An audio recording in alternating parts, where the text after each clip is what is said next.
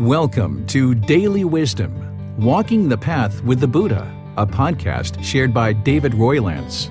This podcast is dedicated to guiding you to completely eliminate the discontent mind and the suffering it causes by attaining enlightenment.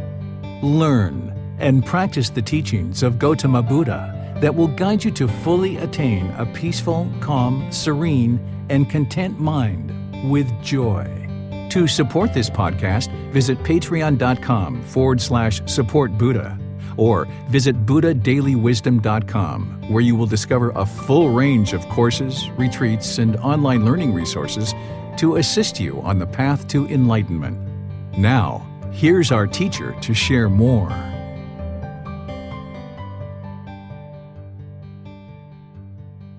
Sawadee Kap. Hello and welcome to Daily Wisdom, Walking the Path with the Buddha. Today is our group learning program, and we're in chapter 14 of this book, Developing a Life Practice, The Path That Leads to Enlightenment. This is titled Cultivating Healthy Mental States, Loving Kindness, Compassion, Sympathetic Joy, and Equanimity.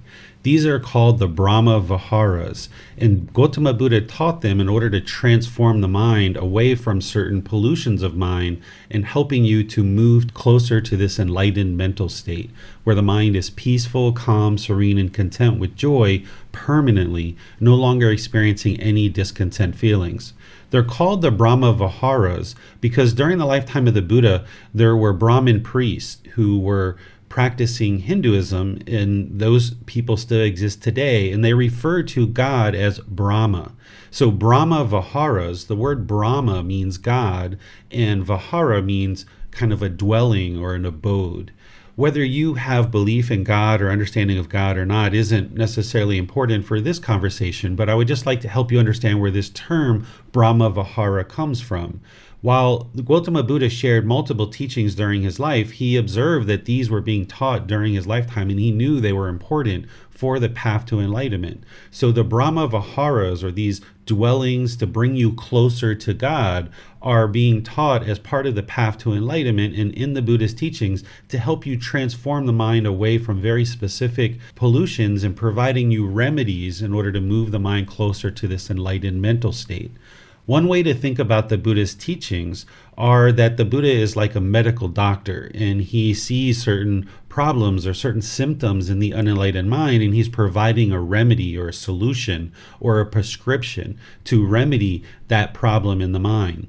So what you're going to hear from me today in our class is I'm going to explain what the four Brahma-viharas are in detail, explaining what each one is. I'm going to explain what they actually remedy in terms of the unwholesome qualities of mind that are eliminated in terms of arising these wholesome qualities to eliminate these unwholesome qualities. And then I'm going to share with you how to actually cultivate each individual mental state of the Brahma-viharas. So I'd like to welcome all of you, whether you're joining us for the first time or you've been joining us regularly. We're about a little bit over halfway through our group learning program, and we're going to continue throughout the rest of this program sharing chapter by chapter on Sundays, and then on Wednesday we do meditation together. And then around the beginning of November, we're going to be doing a special series called the Retreat Series, which is 8 individual classes over a 2-month period, which are classes from the U.S. retreat that I taught this summer. And the classes that are unique in that retreat, I'm going to be sharing them online November and December so that you can learn those 8 new classes that I taught in the U.S. retreat. So again, welcome. Let me just switch over to providing some visual aids to help you guys see what it is that I'm sharing with you today. This first Brahma-vihara that I would like to share with you is called loving kindness.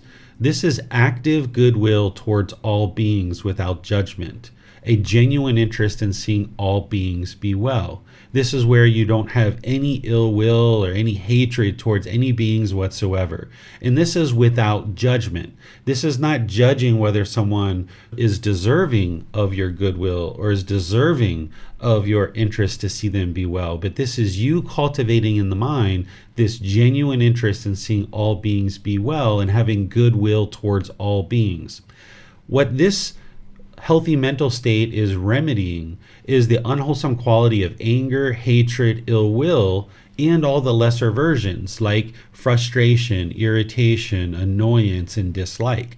Because the cause of discontentedness is craving, desire, attachment. This is the mental longing with a strong eagerness, where the mind is chasing after the objects of its affection. And if it gets what it wants, it's going to experience those pleasant feelings: happiness, excitement, elation, thrill, euphoria. But those feelings of pleasant feelings are just temporary, because the mind is basing its inner feelings on some impermanent condition. Those pleasant feelings are going to eventually fade. And then if the mind doesn't get the objects of its affection, if that strong eagerness, that craving, desire, attachment, the wants and expectations aren't fulfilled, then the unenlightened mind will typically move to anger, hatred, ill will, or these lesser versions like frustration, irritation, annoyance, or dislike. And then we typically push away the thing that is uncomfortable for us, thinking that that's going to solve the problem. This is called aversion, when we push away people and situations that are uncomfortable and we feel like that's actually going to solve the problem.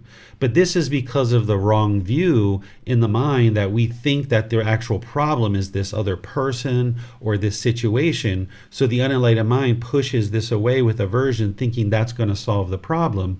But then the cycle just keeps continuing, where the mind craves something. If it gets the object of its affection, it gets these pleasant feelings. If it doesn't get the objects of its affection, it has these painful feelings, which includes anger, hatred, ill will. And this is where the mind can become aggressive or hostile or bitter.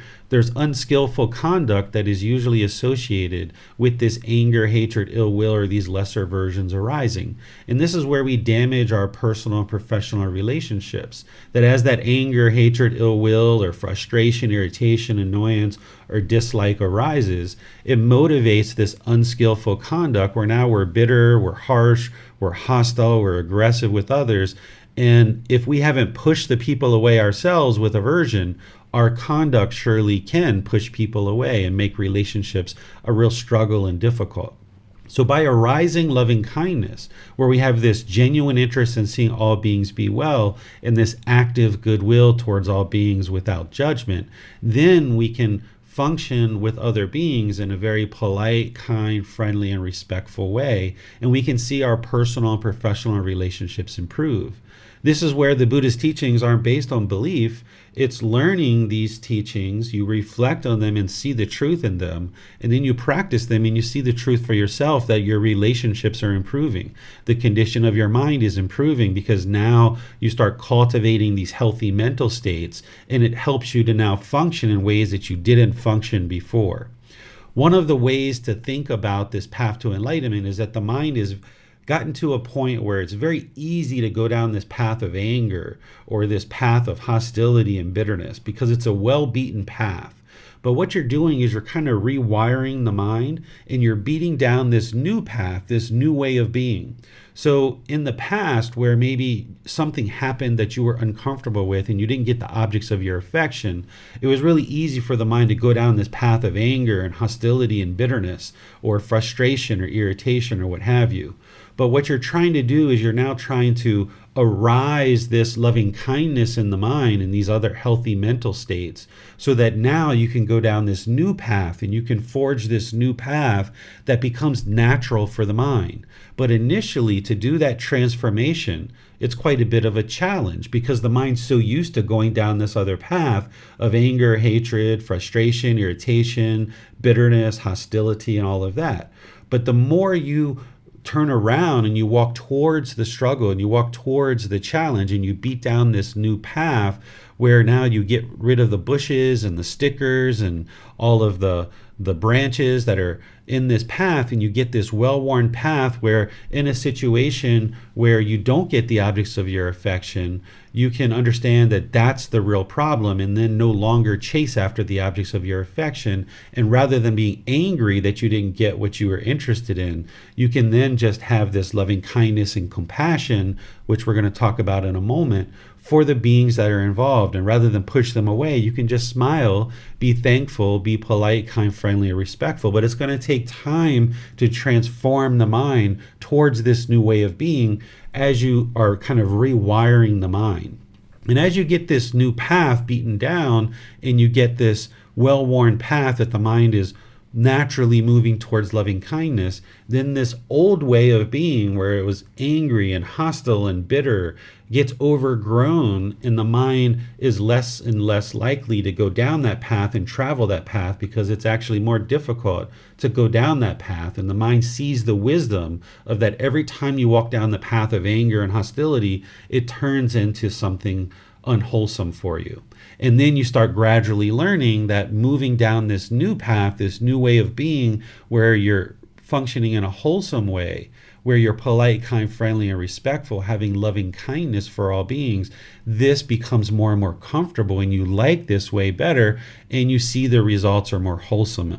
So what you're doing in order to cultivate this loving kindness, this genuine interest in seeing all beings be well, this active goodwill, is to practice loving kindness meditation. You cultivate this in meditation on a consistent, ongoing basis. Meditation is a dedicated, active, purposeful training session where you're eliminating certain unwholesome qualities and you're arising certain wholesome qualities. So in loving kindness meditation, the unwholesome qualities that you're eliminating is anger, hatred, and ill will. And then by eliminating that, you're arising this genuine interest in seeing all beings be well, this active goodwill. And we do loving kindness meditation through various affirmations, where you start with, may I be peaceful, may I be safe, may I be well, may I be free of all discontentedness and the suffering it causes. Because you need to start with I. By starting with I, you cultivate this loving kindness for this being that you are now. And then you expand these rings into other groups, particularly people that you currently have anger, hatred, and ill will towards, or certain individuals or certain groups of people. Because it's really difficult for you to have loving kindness and compassion for others if you don't have that for yourself first. So you cultivate in meditation this loving kindness for yourself, this being that you are now, and then you expand this further and further to other beings. And this will not only help you to practice loving kindness with others, but if there's any kind of negative self-talk or any hostility or bitterness towards this being that you are now, this can all be eliminated. Resentment and hostility towards this being who you are, oftentimes there's this negative self-talk in the mind that makes it very difficult and very challenging for you to have a loving and kind relationship with yourself or this being who you are right now.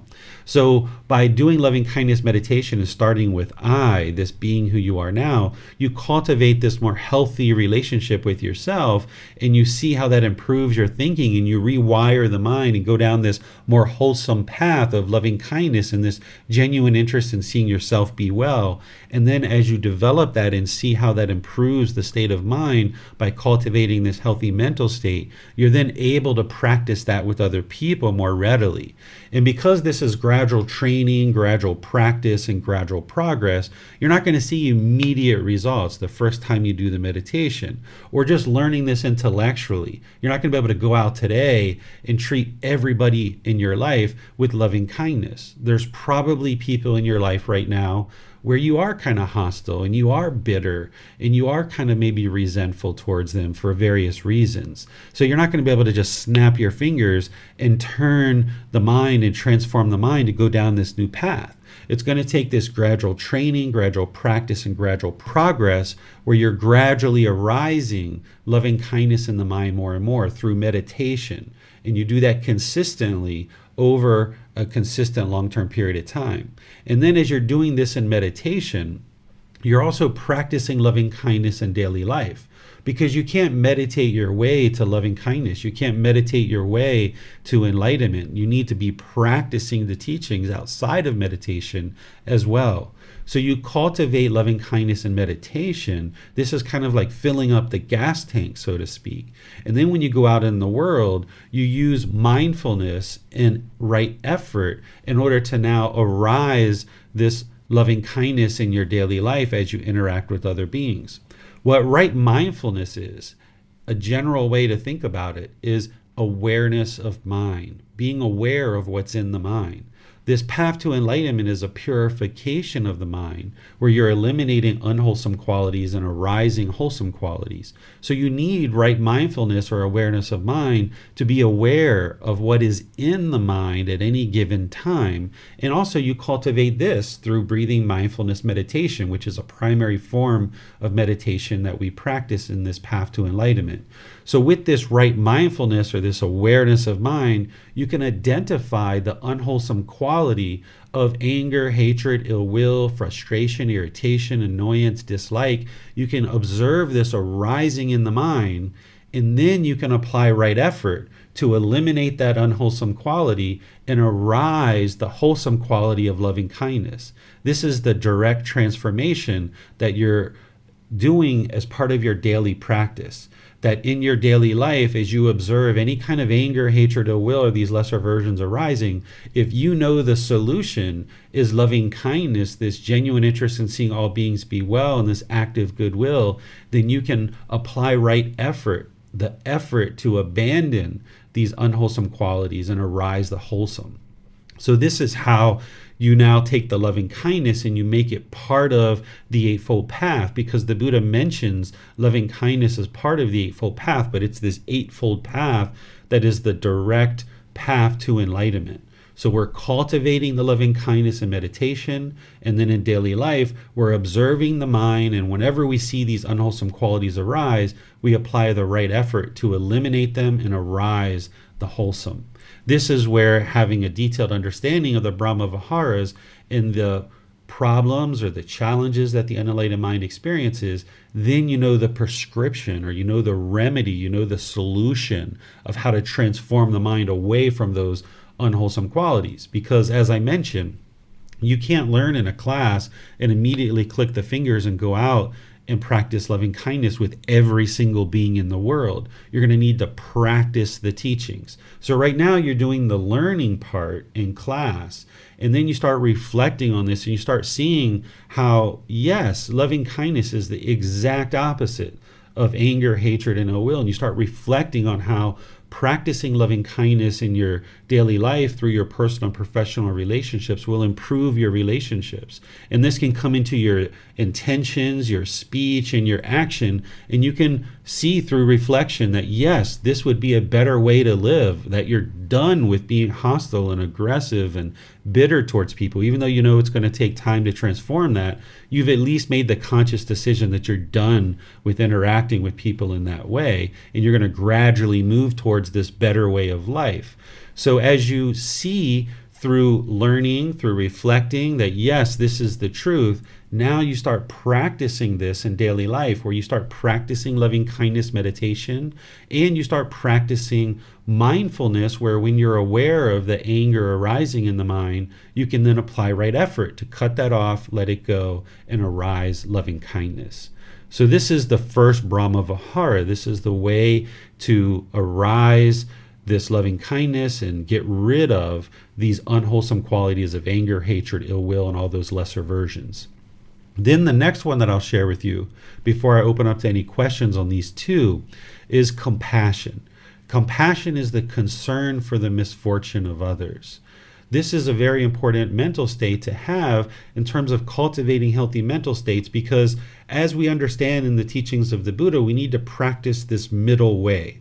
Whereas if we're craving and desiring for everyone to be a certain way in the world, and we're really upset every time we see somebody's in an unfortunate situation, this is going to cause our own discontentedness, because we have this mental longing and strong eagerness, this yearning for all beings to be peaceful, or all beings to be safe, or all beings to be free of poverty or free of famine and things like this, if we're craving for all beings to always be a certain way, this is craving permanence. And that's going to lead to our own discontentedness, because it's not possible, because of the universal truth of impermanence, for all beings to be in a fortunate situation. It's not possible for that to occur. So if we crave and we're on one side of things, then it's going to cause our own discontentedness.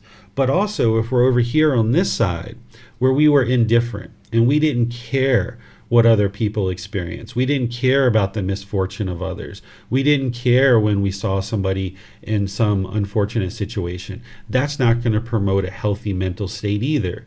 So what compassion is doing is helping you bring the mind to the middle, where you're not worried and have anxiety and overactive mind and worried about other people's misfortunes, but you have concern.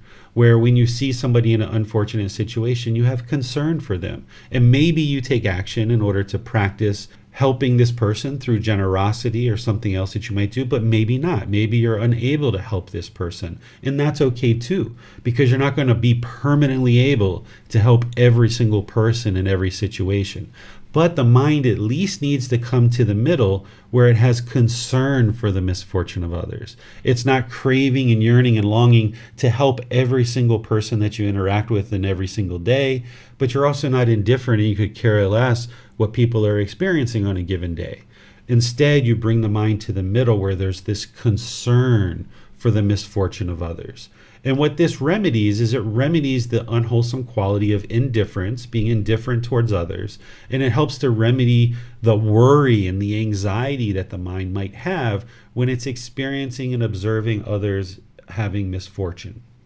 The way that you cultivate compassion is your loving kindness meditation is going to arise loving kindness, and then as the mind is practicing that more and more, there's a tendency for compassion to come into the mind.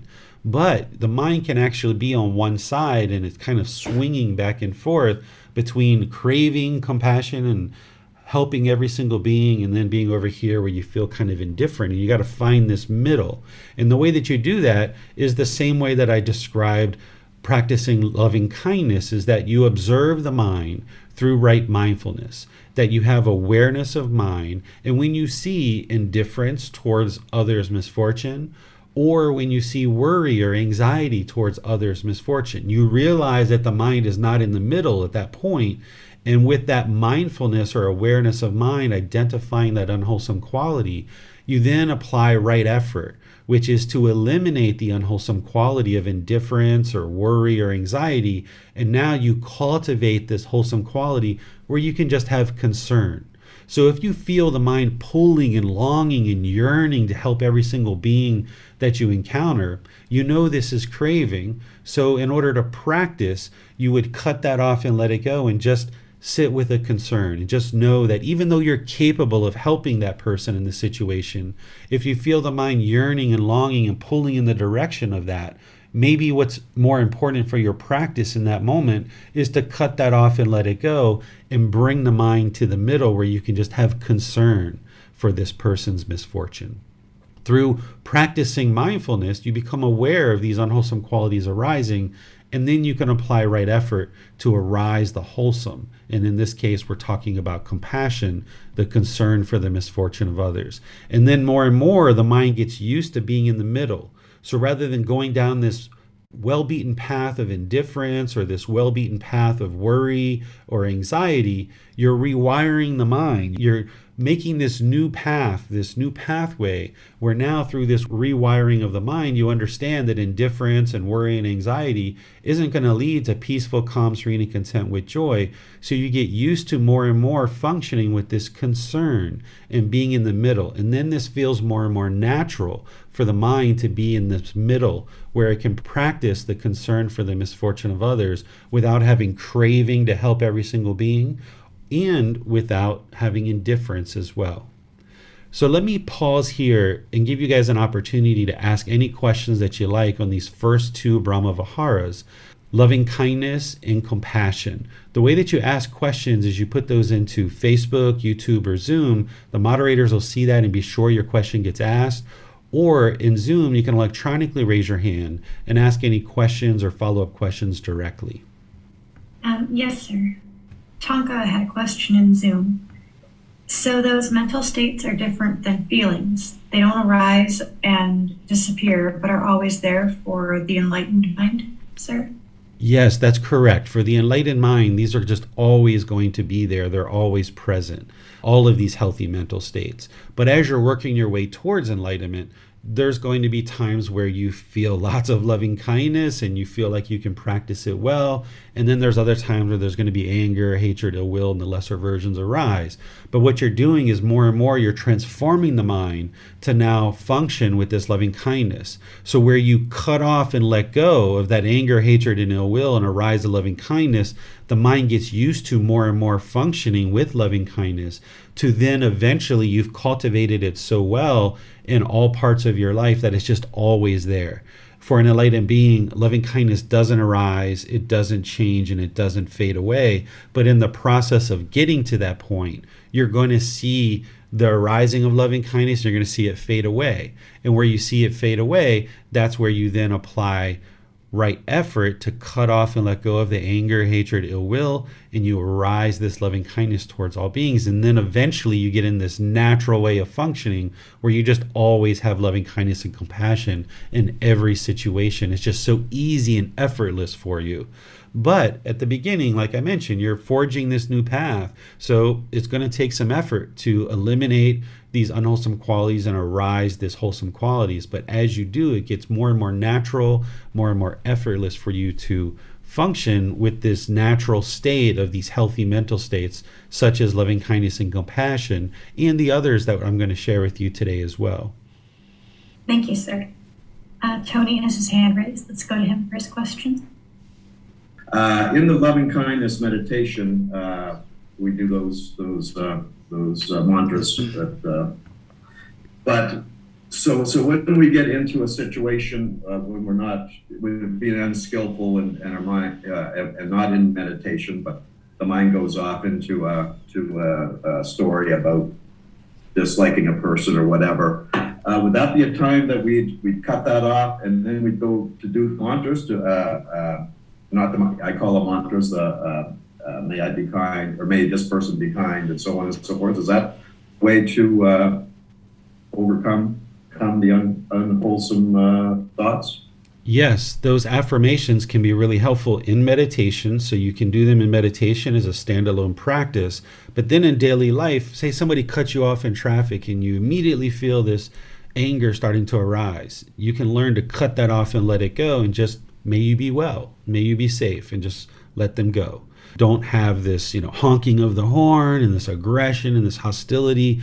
You've got to learn to cut that off. That's moving from this well-beaten path of anger and hostility that the mind is used to going down and saying, nope, I'm going to do something different here. I'm going to go down this path of just having a genuine interest for seeing this being be well.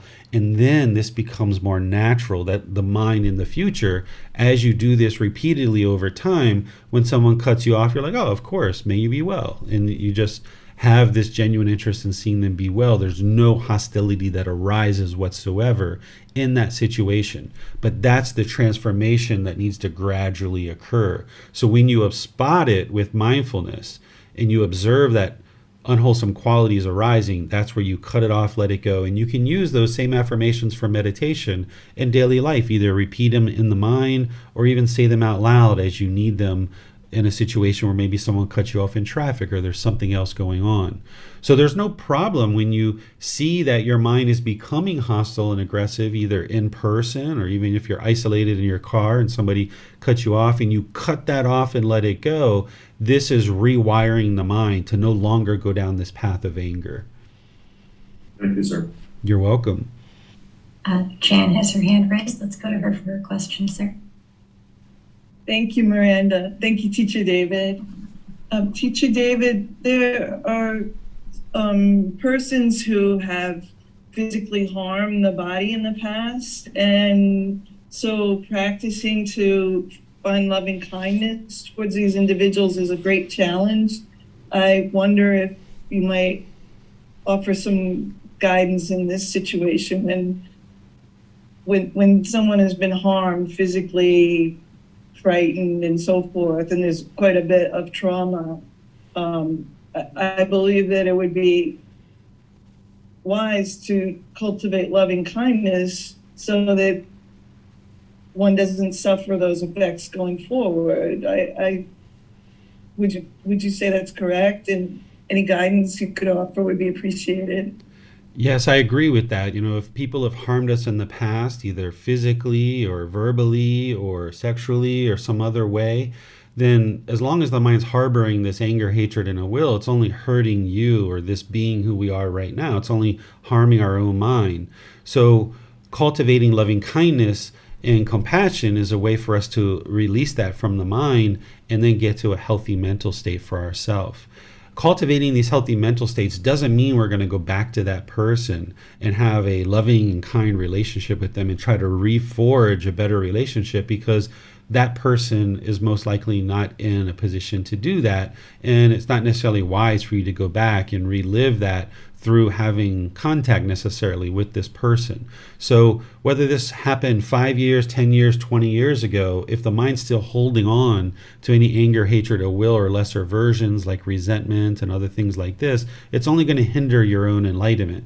So the approach to cultivating loving kindness is exactly the same, is that you cultivate it through meditation. And then when you see the thoughts arising of past events, you cut those off and you let them go, and you arise this loving kindness, realizing that it's in the past, that you're making wise decisions to no longer associate with that person, and that harm isn't going to come to you any longer. You're just trying to rewire the mind so that these repetitive thoughts of the experiences that you had in the past aren't recurring. But they're going to recur for a period of time until you do enough breathing mindfulness meditation, and until you do enough loving kindness meditation, until you do enough mindfulness where you're aware of these thoughts arising and you cut it off and let it go through applying right effort. Doing this gradually over time, doing enough of this, it accumulates to the point where the mind is fully transformed and those thoughts don't arise in the mind any longer. You have the memories of those things that occurred. You know that they occurred, but they no longer arise in a harmful way and they impact you in a harmful way because you've transformed any anger, hatred, and ill will into just having this active goodwill towards this being and having this compassion, this concern for their misfortune. And you've now decided to move on and no longer allow this experience that occurred to burden you in your current life and in the present moment. So it's still the same thing. Meditating, having awareness of mind through right mindfulness, and applying right effort to cut off and let go of any unwholesome thoughts that are arising, and then applying the effort to arise these wholesome qualities, these healthy mental states of loving kindness, compassion, and potentially others. It does not appear there are any other questions at this time, sir. All right, so let's move on to the next set of healthy mental states that are part of the Brahma-viharas. There's 4 total here, so these are the next 2. The next 2 are sympathetic joy and equanimity. Sympathetic joy is the joy for others' success, even if you didn't contribute to it. Because oftentimes what the unenlightened mind wants to do is, because of its craving, desires, attachments, chasing after the objects of its affection, when it sees somebody else being successful, then the mind wants to experience and arises this envy and jealousy. Or if there's somebody that does something successful in your life, you might arise this pride that comes into the mind, where the mind becomes arrogant and prideful. Maybe if your children are successful, maybe there's this pride that arises. So sympathetic joy is going to remedy both sides of this. Whereas if, say, you have a job and there's a certain promotion that you really want, you have this as an object of your affection, and you don't get that promotion, but say somebody else gets the promotion, and now there's this envy or this jealousy that arises, and now that comes out through your intentions, speech, and actions when you interact with this person who's gotten this promotion. This is going to damage your personal and professional relationships. Or say that you really want to go on a certain vacation or holiday, but you're unable to do that, you're unable to afford it, and you see somebody else doing that, and then you become envious or jealous, and now this affects your relationship because it comes through in your intentions, your speech, and your actions. So by arising this joy for others' success, even if you didn't contribute to it, transforms the mind away from this envy and jealousy and moves it towards having joy for others' success. And as you're doing this, again, there's this transformational period where an enlightened being, they're just always going to feel joy for others' success. But in the process of doing that and getting to that point where it's just always there in the mind, you're going to probably have experiences where you really wanted something badly, somebody else got it, you feel some envy and jealousy arise, but you see that with right mindfulness. You identify this unwholesome quality arising, and then you just put together the words, you smile, and you say, hey, I'm really joyful that you accomplished that. That's wonderful that you were able to accomplish that. And maybe that's what you're practicing externally. But internally, the mind might still feel this envy and jealousy.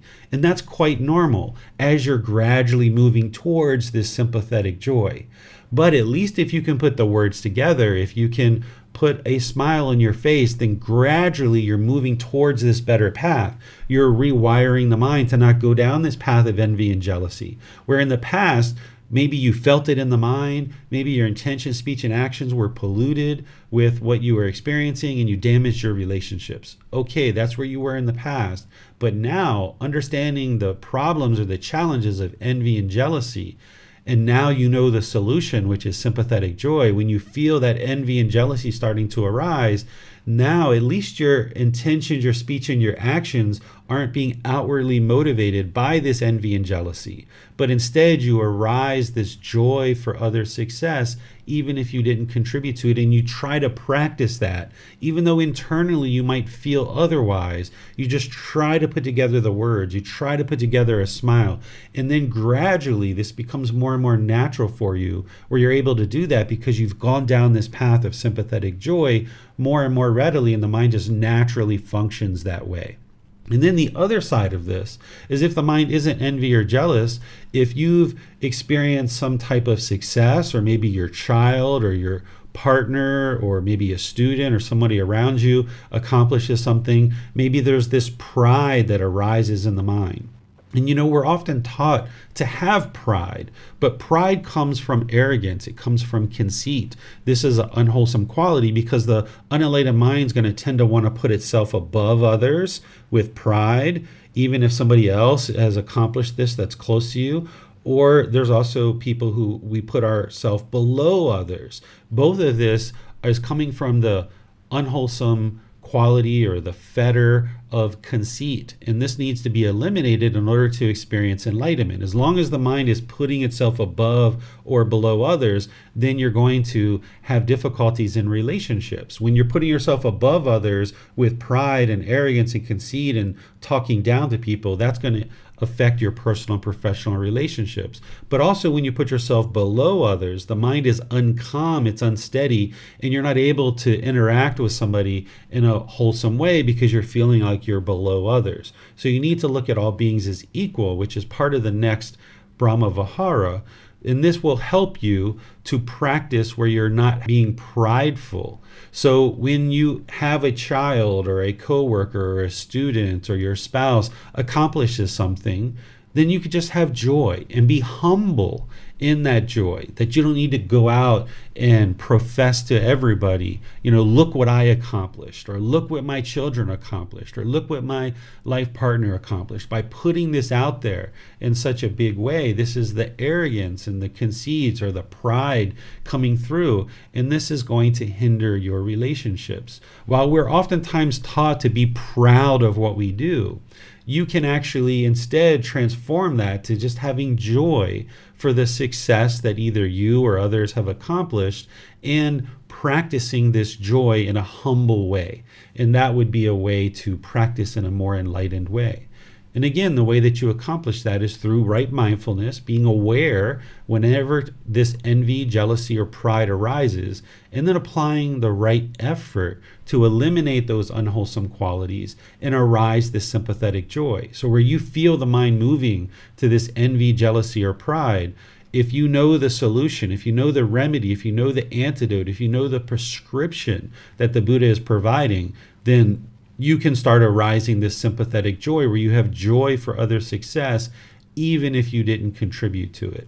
And then as you practice that more and more, being aware of these unwholesome qualities, cutting that off, letting it go, arising the wholesome sympathetic joy, then you're rewiring the mind, you're walking down this path more naturally able to practice sympathetic joy in all situations.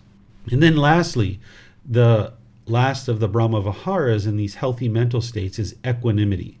There's two aspects to equanimity that I'll share with you. The first one is this mental calmness, this composure, this evenness of temper, especially in difficult situations. And then there's this treating everyone impartially, which I'll share in a moment. This mental calmness, composure, evenness of temper, especially in difficult situations, is how the mind can remain calm and peaceful in all situations, regardless of what's happening in any given situation. But as long as there's craving, desire, attachment in there for life to be a certain way or for things to happen a certain way, it's going to be really challenging to practice equanimity. So that's why breathing mindfulness meditation is so important, to knock down the craving, desire, attachments. By knocking that down, then the mind can become more calm, composed, and having evenness of temper, and especially in difficult situations. One of the reasons why this is so important is, have you ever experienced a situation where something occurred and the mind got all shaken up, it got unstable, and you started making decisions that made the situation worse?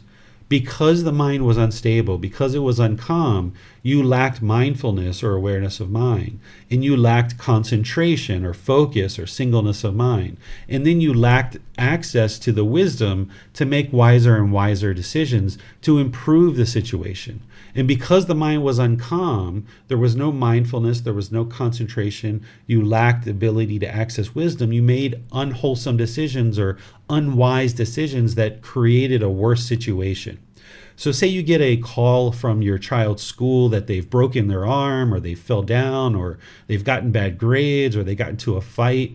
If right away you get all bent out of shape and your mind is uncalm and you jump into the car and rush to the school, you might get in a car accident and make the situation worse, because now you're in the hospital and you can't help your child. Or you got really excited or elated about something. You allowed the mind to go into this thrill and this euphoria, and you trip and fall, or you drop your mobile phone or something like this, and you break your mobile phone. These are all the unwholesome results of us allowing our mind to become calm and unsteady, not having this equanimity where the mind is calm, composed, having evenness of temper, especially in a difficult situation. So what you're remedying here with equanimity is this restlessness of mind, this worry, this anxiety, this overactive mind. Because as long as the mind is restless, worried, having anxiety, or having overactivity of mind, the mind's going to be uncalm. You're not going to be able to have awareness of mind or mindfulness. You're not going to have concentration or focus. And then you're going to lack the ability to access wisdom and apply that wisdom to making wise decisions. And as long as you're making unwise decisions, there's going to be unwholesome results. So what you would like to do is get to the point where the mind can practice being calm, composed, evenness of temper, especially in difficult situations, and arising this more and more readily so that the mind is always there doing that. And that comes from knocking down the craving, desire, attachment, but also observing through mindfulness that whenever the mind is restless, worried, having anxiety or overactivity, you know that that's problematic, that you know that those are unwholesome qualities, and then you actively apply right effort to arise equanimity, knowing that mental calmness, composure, and evenness of temper is what's going to keep the mind in that peaceful, calm, serene, and content mind with joy. So when you see difficult situations occurring in your life because of decisions that you've made, which is everything we experience in our life is because of the decisions we made. So when there's certain decisions that we make and you see this difficult situation occurring right away, you should think calmness, composure, evenness of temper, even though it's going to be challenging for you to practice that because you're still transforming the mind and moving down this better way of life and you're rewiring the mind. It's going to be challenging for you to do that. But the more you arise through right effort, this quality of equanimity, the easier it will be, the more natural it will feel, the more effortless that it will be in order for you to practice equanimity in all situations. So this is how you arise this calmness, composure, evenness of temper, is that when you see difficult situations, you're just always interested in ensuring that you maintain the calmness, because you know that that's going to lead to having mindfulness, concentration, and being able to access wisdom, and now apply wise decisions in this difficult situation in order to remedy it and bring it to a more peaceful resolution. The other aspect of equanimity is treating everyone impartially or fairly or equally, because the root word of equanimity is equal, right? We're treating all beings equally or impartially, because as long as the mind is putting yourself above others or below people, you're going to be shaken up, and the mind's not going to be able to function in a way that treats everyone impartially. There's going to be this arrogance or this ego that's coming through, affecting your personal and professional relationships. So you would like to get to a point where you're functioning in a way where you're treating all beings the same, that there's this politeness, kindness, friendliness, and respect towards all beings. If you've ever been in a situation where you felt like you were above somebody and you're looking down on them, you might have been talking with arrogance or hostility. You might have been looking down to them and speaking in a demeaning way. And then when you're around somebody who you look up to, now you have to completely change, and almost the mind short circuits, and you have to change the way you interact and you speak to this person, because now you no longer see yourself above them, you see yourself below them, and now you have to speak in a different way. And this really wears on the mind. It really burdens the mind. It takes a lot of effort to constantly be evaluating, am I above this person or am I below this person? Because I speak to people above me in this way, and I speak to people below me in this way. And this is a real burden to the mind. It wears on the mind. It takes a lot of energy to do that. But an enlightened being is going to speak to all people and interact with all people in exactly the same way. Their life practice is permanent. So they're going to practice right intention, right speech, and right action, for example, with all beings equally. They're going to treat all beings equally. While there's different people in our society that perform different roles, we're all equal. I know that other people might not think this way and they might not interact this way in the world, but an enlightened being is going to think this way and interact this way, where maybe like a president or a king or a prime minister in a country performs a certain role. But maybe there's other people who people maybe don't look at as favorably. Maybe people who have other jobs that people consider to be low, or, kind of lower than what a president or prime minister or a king does. Even though other people look at it that way and they kind of look at it as this pecking order, the way that you can function in order to eliminate any arrogance or ego that might exist in your mind is you function in a way where you treat all beings equally. In this way, your mind doesn't have to go through that burden and that effort to figure out, is this person above me or below me? And you just treat all beings equally, practicing things like right intention, right speech, and right action with all beings. And then your life practice becomes permanent. Maybe you speak to your child as yes sir, yes ma'am, or no ma'am, no sir. And maybe you also speak to the president of your country as yes sir, yes ma'am, so forth and so on. In this way, the mind can be at ease. It can be relaxed. It can be comfortable. It can be peaceful, calm, serene, and content with joy, because you're treating all beings equally. This is treating everyone impartially.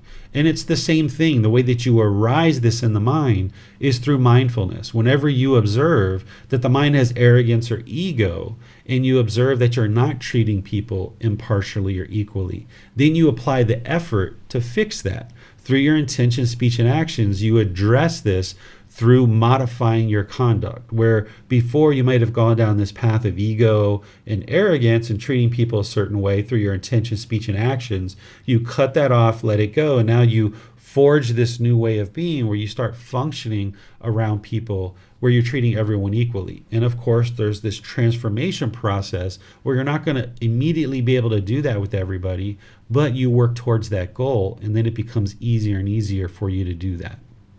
So let me pause here and see what questions you guys have on sympathetic joy and equanimity. Remember, you can put that into Facebook, YouTube, or Zoom, or you can raise your hand electronically and ask your question directly. Yes, sir. Tonka had a question on Zoom. If sympathetic joy arises and we have excitement in the body, should it be cut off since excitement is conditioned feeling? Yes, when you feel that conditioned excitement arising and you're noticing it in the body because of the bodily sensation, that's the first aspect of right mindfulness, which is those 4 foundations of mindfulness. If you can observe the bodily sensations and cut it off and let it go there, that's the ideal. But then if you observe that it becomes a feeling in the mind, you can cut it off there as well. And then there's affecting the condition of the mind and the mental objects that you can cut off as well. And as you do that more and more readily and you transform the mind, eventually you will have eliminated the craving, desire, attachments that are arising those conditioned pleasant feelings, which lead to the conditioned painful feelings and the neither painful nor pleasant. Eventually you'll have eliminated enough of those craving, desire, attachments where those conditioned feelings will no longer arise anymore. And this is how you know that the mind is becoming liberated. It's becoming liberated from those strong feelings. The mind is moving to peace, to enlightenment. But it's a gradual transformation of accumulating enough experiences where the mind has done this, where it's knocked down and eliminated the craving, desire, attachments that are causing it. Yes, sir. Tonka has her hand raised. Let's go to her for a question, sir. Thank you. I think that I have a trouble understanding joy, what joy means. Like, to me, joy is excitement. At least, I don't know, maybe I'm not understanding the terms correctly. So if you could elaborate on joy. Sure. I share this in chapter 4 of volume 1. You can see some there, but I'll share it with you here as well. The way that I describe joy is it's not a conditioned feeling. Happiness, excitement, elation, thrill, euphoria, these are conditioned feelings based on craving, that when you get the objects of your affection, there's this happiness, excitement, elation, thrill, euphoria that arises. It's temporary. It arises, it changes, and it fades away.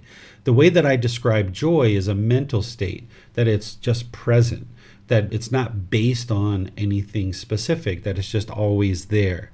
So that there's no conditioned feeling here. It's a mental state of having joy. So somebody can be happy, for example, that their enemy has failed, right? This can include ill will. Someone can be happy for that, right? But you can't be joyful and having this mental state of joy when there's ill will and hate there. There's the arising of happiness, excitement, and elation changing and fading away, but the joy is just going to be present there as a mental state that is able to be practiced unattached to any specific thing. So we're practicing joy and allowing it to permeate in the mind and just always be present. So, Teacher David, do we, people that are not enlightened yet, do we experience joy, or we just experience happiness and excitement and thrill? There can be periods of joy where it's not attached to any specific thing and you just wake up and you're like, oh, I'm just so joyful. Not because it's sunny outside, but the mind is just joyful. If it's sunny out, it's raining out, the mind is just joyful. You can experience periods of time where there's this mental state of joy, but eventually it'll fade away because it's not permanent yet. The mind hasn't been totally transformed. There's still pollutions of mind there.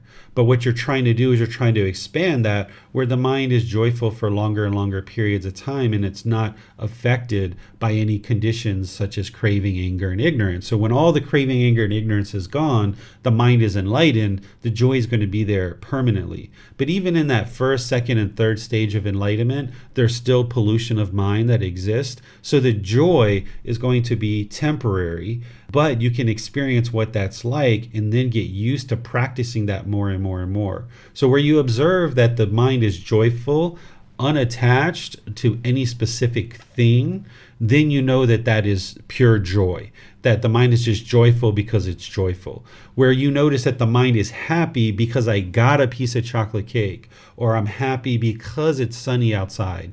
That's the happiness, excitement, elation. But the joy is not attached to anything specific. And you can experience that. And this is where I talk about, as you're progressing on the path to enlightenment, you can get these glimpses of what enlightenment is like but you just get glimpses of it. You kind of get these windows of time, maybe for a few minutes or a few hours or a few days, maybe even eventually a few weeks, maybe even eventually a few months, where you experience, wow, the mind is just joyful all the time. It's so peaceful, calm, serene, content with joy just all the time. But then because there's still some certain amount of craving, anger, and ignorance in the mind, then the mind goes back to feeling angry or frustrated or irritated or these lesser versions.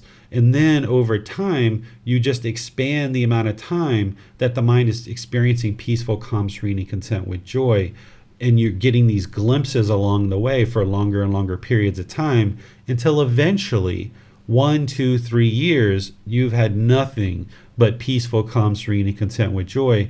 And this is where you'll know that the mind is enlightened. But of course, by that point, you're not bragging about it. You're not arrogant about it. You just know that you've eliminated discontentedness and you feel pleased about the decisions you've made in order to move down this direction of life and no longer experience discontentedness anymore. So yes, you will experience glimpses of joy at different times, but then it will diminish because you're not yet fully enlightened and there's some pollution that's coming into the mind and allowing this joy to fade away.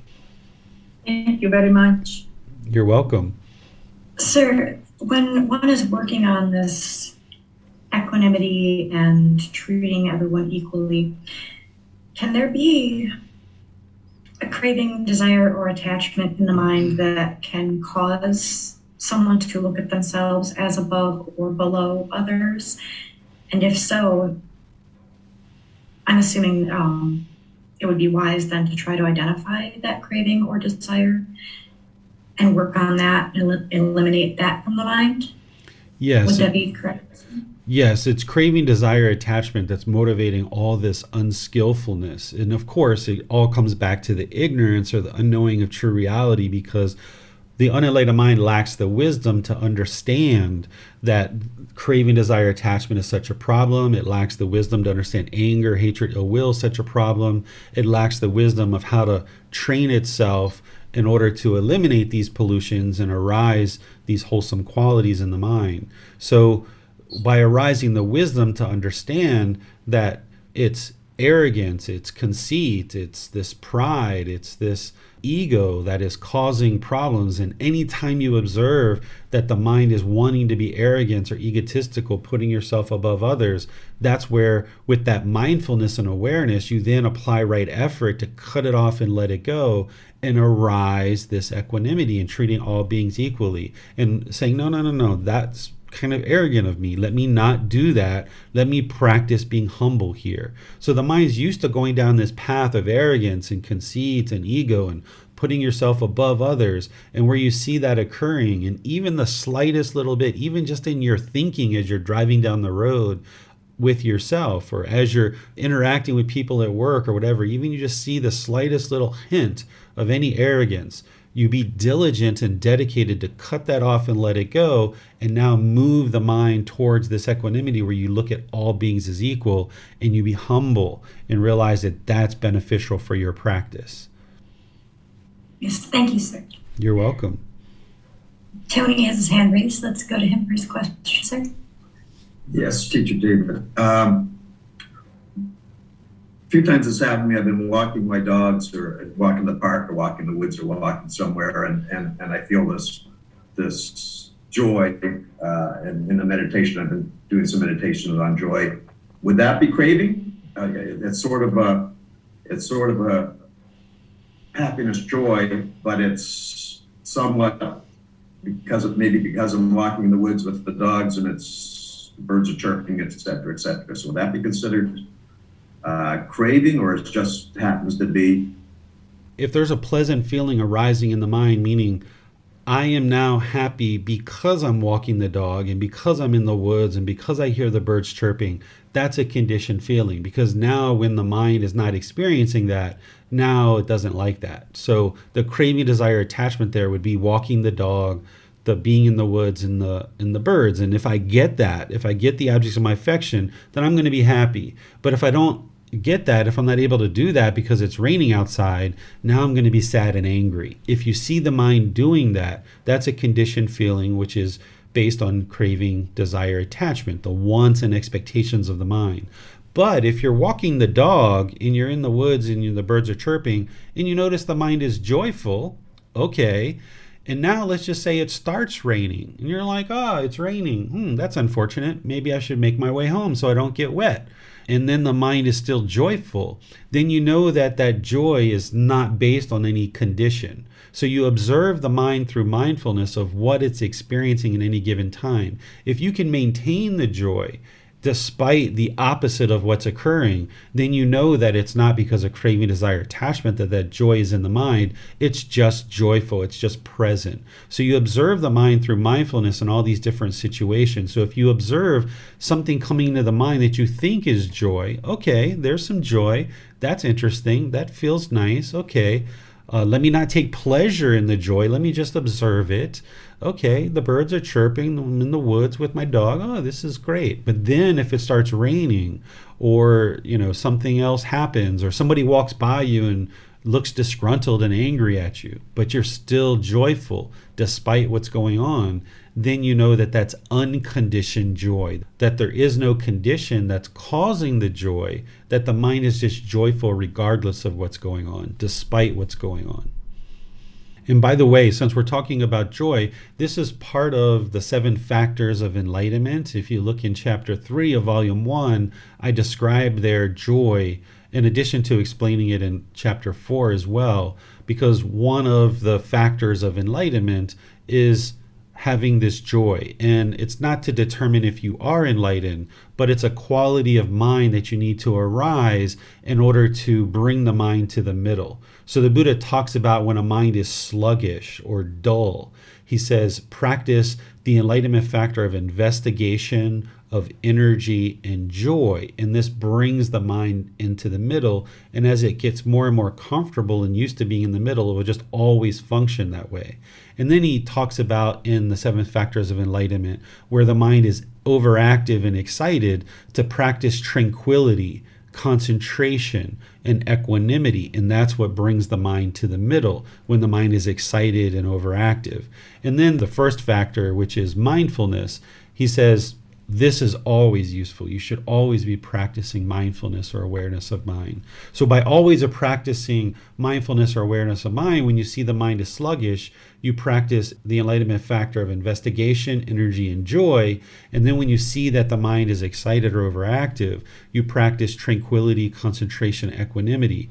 And then as you do that and you bring the mind into the middle more and more, an enlightened being is going to be practicing all 7 factors all the time, in addition to all the other aspects of the teachings. And they're doing this effortlessly. But in order to transform the mind, you have to take the active role of applying effort to bring the mind to the middle when it's sluggish, and to bring the mind to the middle when it's excited. And this will help the mind get into that groove, and more it will just stay in that groove. It won't pop out. And that's where you get those glimpses of what enlightenment is like, is when it's in this groove. And then when it pops out, you observe with mindfulness that the mind is angered or it's excited or what have you. And then you have the tools that you need to bring the mind back to the middle.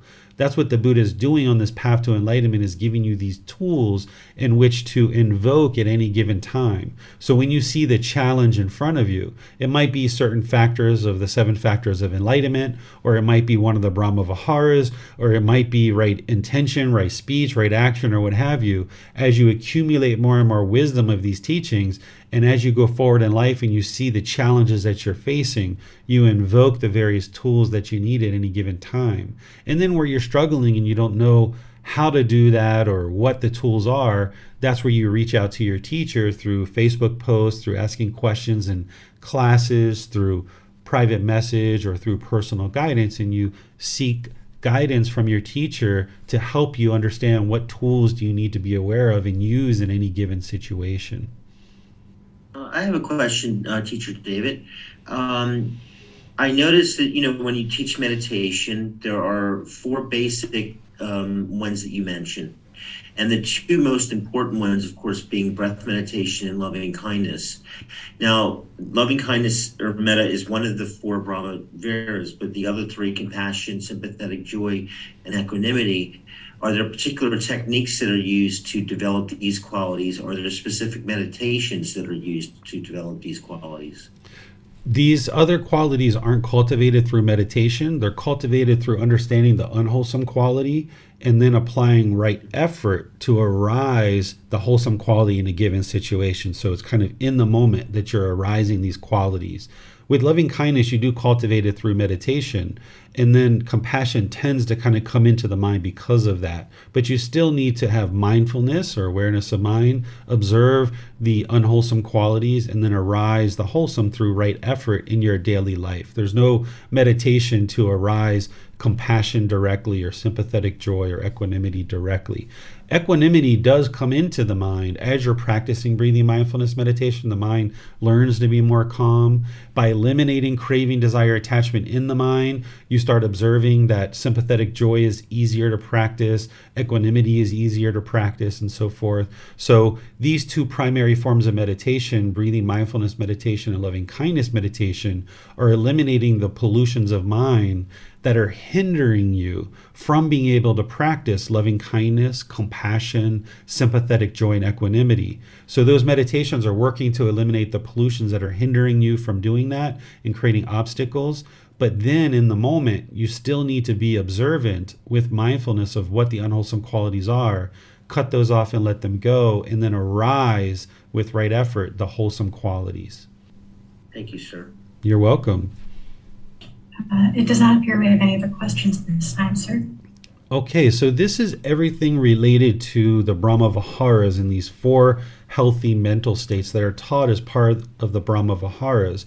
But in this chapter 14, I shared an additional mental state that isn't part of the Brahma-viharas that's important for you to learn and practice and make sure that you're cultivating in the mind. And we've discussed this at different times in our program and in the book, but here I would like to just highlight it so that you guys are understanding of this healthy mental state and that you're able to know what it is, what it remedies, and how to practice it. Because it's oftentimes very challenging for the unenlightened mind to practice a quality of mind like generosity. Generosity is so important for your practice, and without it, you wouldn't be able to get to enlightenment. So while it's not part of the Brahma-viharas, it was important to include in this chapter in talking about cultivating healthy mental states. Generosity is a readiness and taking the action of frequently giving something more than is strictly necessary, such as time, effort, energy, financial support, and resources, without any expectation of anything in return. This is you practicing helping your neighbor when they have trash blown across their yard, and maybe you help them to put it into their trash bin. This is you maybe helping your neighbors take care of their animals while they're gone, perhaps, if they need help with that. Or maybe picking something up at a grocery store for somebody if they need that and you know that that's something that they could use. There's multiple ways to practice generosity, and you need to make this a daily occurrence in your life where you're just willing to do things in situations with your time, effort, energy, financial support, and resources without any expectation from anybody to get anything in return.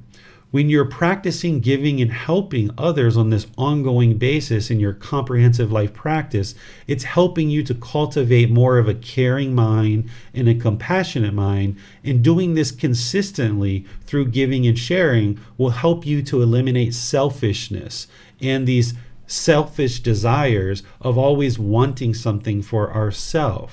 Because the way that we're typically taught and the way that we function in the unenlightened state is I'm going to give $10 and I want something back that is equal to $10 or more than $10. Or I'm going to give something, I'm going to do something, and I want something back in return for that. This is the mind's craving, desire, attachment, the mental longing and strong eagerness for something. As long as that's in there, the mind's going to continue to struggle and continue to have discontentedness because you're not always going to get what you want. So by practicing generosity, you're training the mind to eliminate craving, desire, attachment, and eliminating selfish desires and selfishness. So part of the way of practice is to be ready and willing and taking the action to frequently give something more than is strictly necessary, such as your time, effort, energy, financial support, or resources. It doesn't mean that you give, and you don't have anything for yourself, because that would be craving itself. If you're craving to be generous and you're just giving unfiltered in every situation, and now you lack resources to sustain your own life, that wouldn't be a wise decision. But also, if you were selfishly holding on to things in such a way that you never shared with anybody, and you always expected something in return for everything that you do, this isn't going to produce an enlightened mind either. So practicing this middle way is being willing to do things for others without any expectation in return. Something simple you can do is smile at people. You're not expecting them to smile back.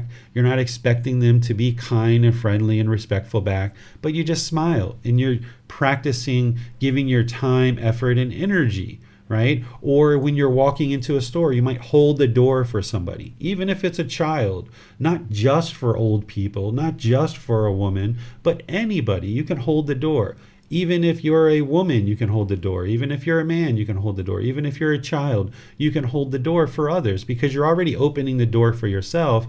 It only takes a little bit more effort to just hold it for a little bit longer for somebody else to walk through. And this is generosity. You're not expecting a thank you. You're not expecting a smile, but you're just choosing to be generous to other people, unattached, without craving anything specific from that individual. This will help you to eliminate your craving, desire, attachment, and promote a healthier mind through cultivating this healthy mental state. The Buddha shares multiple teachings about generosity. In fact, in this book series of 13 books, there's one book that's completely devoted to generosity, with lots of different teachings from the Buddha explaining generosity and why to practice it, why it's important, and how to practice it. It's book 13 in the book series. But there's this one teaching that has always been very impactful when I read it, so I'll share this with you in the words of the Buddha, of what he explains is just one particular teaching around generosity. He says, "Monks, if beings knew, as I know, the results of giving and sharing, they would not eat without having given, nor would the stain of selfishness obsess them and take root in their minds. Even if it were their last bite, their last mouthful, they would not eat without having shared it, if there were someone to share it with. But because beings do not know, as I know, the results of giving and sharing, they eat without having given, and the stain of selfishness obsesses them and takes root in their minds." Let's look at this and help you understand what the Buddha is sharing here.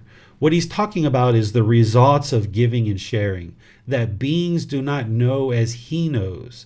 Well, what he knows as part of his path to enlightenment is he observed his past lives, and he knew that he was very generous in those past lives. And he talks about his generosity in those past lives and in his last life as being the primary thing, in addition to all the other teachings that he learned, but one of the primary things that led to him being able to attain enlightenment on his own, without the help and without guidance of teachers. That through his generosity in previous lives and in his last life, this led to him being able to attain enlightenment, thus eliminating craving, desire, attachment. So the results of giving and sharing that he knows that others don't know is the attainment of enlightenment. He understands this peaceful, calm, serene, and content mind with joy that others aren't aware of, that others don't understand how peaceful, calm, serene, and content with joy that the mind truly is in this enlightened mental state.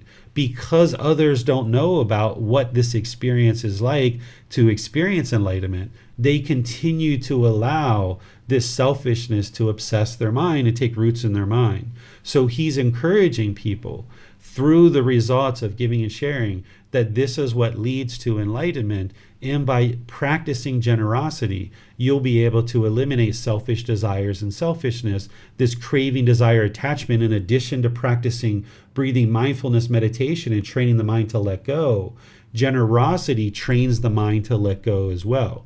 Because what selfishness is holding on to things really tight, and the mind doesn't want to let go. And now, through practicing generosity on a consistent, ongoing basis, with your time, effort, energy, financial support, and resources, you're training the mind to let go and give and share without any expectation of anything in return. And then when you see other teachings that the Buddha talks about, he talks about ensuring that you are whole as you practice generosity, that you can't just give without any kind of understanding or wisdom, that you need to take care of your own practice in your own life as well. And then also, if you were indifferent and you never gave, that wouldn't be wise either, that you would be practicing selfishness. So finding this middle way where you're willing to let go. Interesting thing, if you've ever experienced this with the Buddha's teaching here, where he talks about they eat without having given, and he talks about even if it were their last bite, their last mouthful, they would not eat without having shared it. Have you ever eaten a bowl of ice cream and that last bite just tastes so good for some reason? Or that last potato chip just tastes so wonderful and it arises certain pleasant feelings in the mind? When you observe that, take an effort to share that last potato chip or that last bite of ice cream. In situations where you would normally hold on to it because, oh, it just feels so good, and there's this selfishness in the mind that wants to hold on to it, you can practice when you open a bag of chips or you open some food, right away you can offer it to somebody around you. And this is a way to train the mind to let go. Oftentimes with food, we become very selfish. Because of our animal existences in the past, we tend to hoard food. So one of the things that the Buddha is pointing to here and using food as an example is that if you share food, you'll see this generosity arising in the mind. I've been in situations where I've opened a bag of potato chips, I shared them in the group. By the time it got back to me, there was one potato chip. And I ate that potato chip, and then I just got up and bought another bag. And this is okay, where oftentimes we don't want to do that. We don't want to take the effort to do that or the energy to do that. So when you're in situations where giving and sharing is something that you can do, then go ahead and do that and make that a regular part of your day, with a smile, with holding a door, with doing things like this that you can potentially do in your life. And by creating more space in your life where you're not go all the time pursuing selfish desires, you can make space for giving and sharing and helping others in your life. And you'll see that this will arise joy in your life, because as you eliminate craving, desire, attachment, there's going to be more joy that arises in the mind. What questions do you guys have on this? It does not appear there are any questions at this time, sir. All right. Well, this is everything that I had planned to share with you guys today. So I will just thank all of you for joining in today's class and let you know about the future classes of what we've got going on. This Wednesday, we're going to be doing loving kindness meditation as a group in our group learning program. So you can attend live or you can listen to the replay in Facebook, YouTube, or Zoom. And Facebook, YouTube, or the podcast, you can watch the replay, because loving kindness meditation needs to be learned and it needs to be practiced. So now that you understand how important it is, if you haven't yet learned that, or you would like to do that together as a group, we'll be doing that together on Wednesday. And then next Sunday, we're going to be in chapter 15 of this book, Developing a Life Practice, The Path That Leads to Enlightenment. This chapter is titled True Love, Love Without Attachment. Here I'm going to help you understand how oftentimes the unenlightened mind misunderstands craving, desire, attachment as love.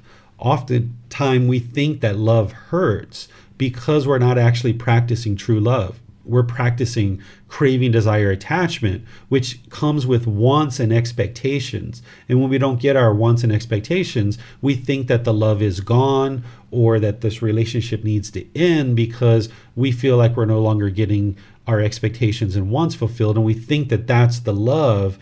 And now we can't love all beings and have this genuine interest in seeing all beings be well. But when you understand what true love is, love without attachment, where we can love unconditionally, then you can love all beings because you don't have any wants or expectations or cravings that you're wanting from an individual. So next week on Sunday, I'll be sharing chapter 15, True Love, Love Without Attachment, and helping you learn how to love without attachment. And the same thing, you'll need to learn that intellectually, reflect on that, and then practice that more and more in all your relationships, whether it's with your life partner, your children, your friends, your family, your coworkers, your neighbors, and others. You can learn how to love all beings, not having expectations and wants and cravings and desires from each other. And I'll explain to you this word expectation because we tend to have expectations of people in the unenlightened state, and we think that that's normal. So we're going to talk about wants versus needs and what's actually needed in relationships, helping you to see what unconditional love is more and more closely so that then you can practice it and see your personal, professional relationships really blossom. So I'd like to welcome you all to join us for those future classes. Have a very lovely and wonderful rest of your day. We'll see you in a future class. Sawadee khap. Thank you for listening to this podcast. To provide support for this podcast, visit patreon.com/support Buddha. To access more teachings, visit buddhadailywisdom.com. There, you will discover a full range of courses, retreats, and online resources to assist you on the path to enlightenment. Remember to establish a daily, consistent meditation practice, along with learning and practicing these teachings. A well-developed meditation practice is the foundation in which to train the mind to attain enlightenment.